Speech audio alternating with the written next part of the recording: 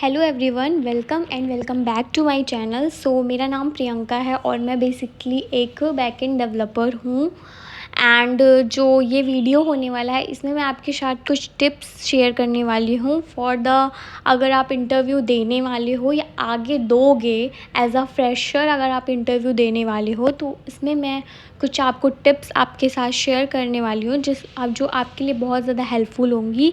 So basically ये जो मैं आज आपको टिप्स देने वाली हूँ ये सर्विस बेस्ड कंपनी के लिए मैं देने वाली हूँ। अगर आप सर्विस बेस्ड कंपनी में इंटरव्यू दे रहे हो तो आप ये टिप फॉलो कर सकते हो। तो सबसे पहले मैं आपको बता देती हूँ कि सर्विस बेस्ड कंपनी और एक प्रोडक्ट बेस्ड कंपनी में बेसिकली डिफरेंस क्या होता है।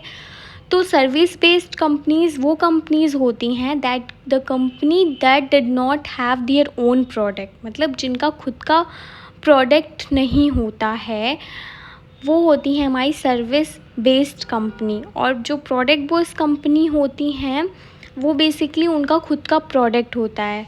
तो जो सर्विस बेस्ड कंपनीज़ होती हैं वो एक प्रोडक्ट बेस्ड कंपनी को सर्विस प्रोवाइड करती है। तो ये है। और अगर मैं प्रोडक्ट बेस्ड कंपनी की बात करूँ तो लाइक कि फ़्लिपकार्ट हो गया, अमेज़ॉन हो गया, ये एक प्रोडक्ट है। तो ये हो गई हमारी प्रोडक्ट बेस्ड कंपनी। और जो आपके सर्विस बेस्ड कंपनीज़ के जो इंटरव्यू होते हैं वो इतने ज़्यादा हार्ड नहीं होते हैं एज़ कम्पेयर टू अगर मैं प्रोडक्ट बेस्ड कंपनी की बात करूँ तो सर्विस बेस्ड कंपनीज़ में जो आपके इंटरव्यू होते हैं वो बहुत इजी होते हैं। इतना ज़्यादा कुछ लाइक जैसे प्रोडक्ट बेस्ड कंपनी में होता है तो आपका डीएसए राउंड एंड बहुत सारे राउंड्स होते हैं, there are multiple rounds and वहाँ पे डीएसए क्वेश्चंस भी होते हैं। बट सर्विस बेस्ड में ऐसा कुछ भी नहीं है, वो आपसे बेसिक्स ही पूछते हैं या फिर कुछ सिंपल ही कोडिंग प्रॉब्लम्स देते हैं, इतने ज़्यादा हार्ड प्रॉब्लम्स नहीं देते हैं। So that type of tips today I am sharing with you all.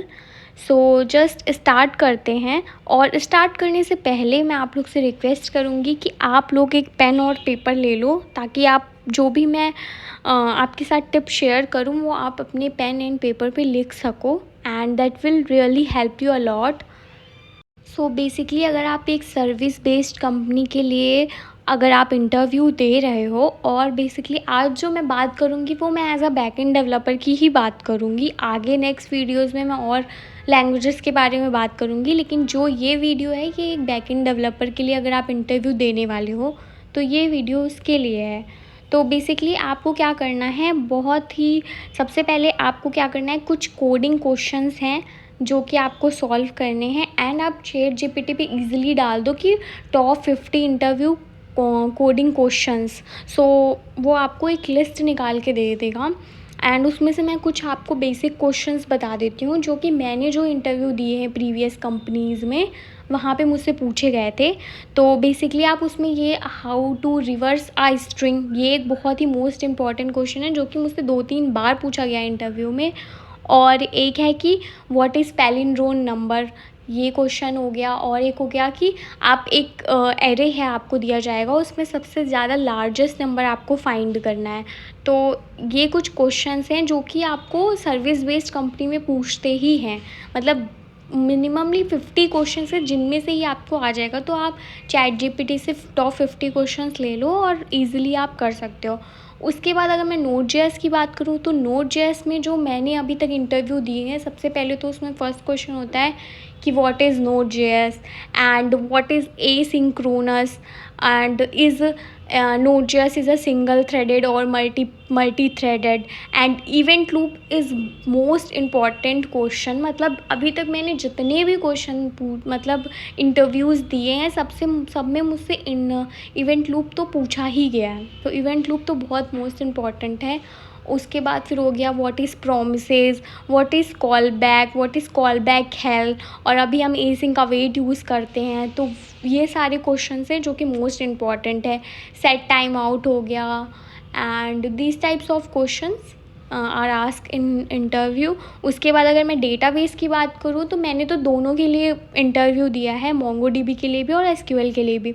तो अगर एसक्यूएल में आपसे पूछते हैं तो एसक्यूएल में आपसे वो क्वेरी ही लिखवाते हैं, मतलब आपको वो बोल देंगे कि आपको एक ऐसी क्वेरी लिखनी है, आपके पास यूज़र्स टेबल है उसमें से आपको काउंट निकालना है या फिर ऐसे काउंट निकालना है, जिनका जो नंबर्स हैं उनके नंबर्स मोर देन 50 हैं। तो इस टाइप की क्वेरी आपसे बनवाई जा सकती है।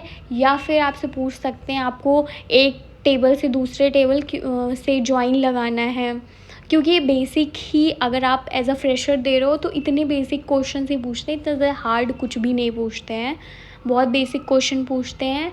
और वो वेबसाइट से ही पूछते हैं, क्योंकि जो सर्विस बेस्ड कंपनी के जो इंटरव्यूअर होते हैं उनके पास भी इतना टाइम नहीं होता है बेसिकली।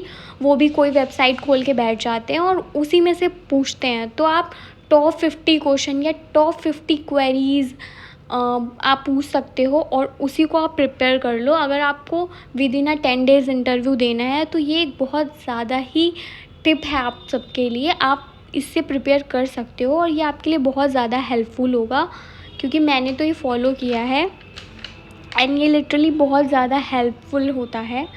तो ये होते हैं जो एसक्यूएल की क्वेरी पूछा जाता है। उसके बाद फिर, और अगर मैं मोंगोडीबी की बात करूँ तो मोंगोडीबी में मेरे से ये पूछा गया कि फाइंड और फाइंड वन में डिफरेंस क्या है, एंड फाइंड और फाइंड वन रिटर्न क्या करता है, ये पूछा गया। और एग्रीगेशन पाइपलाइन पूछा गया था मेरे से मोंगोडीबी में।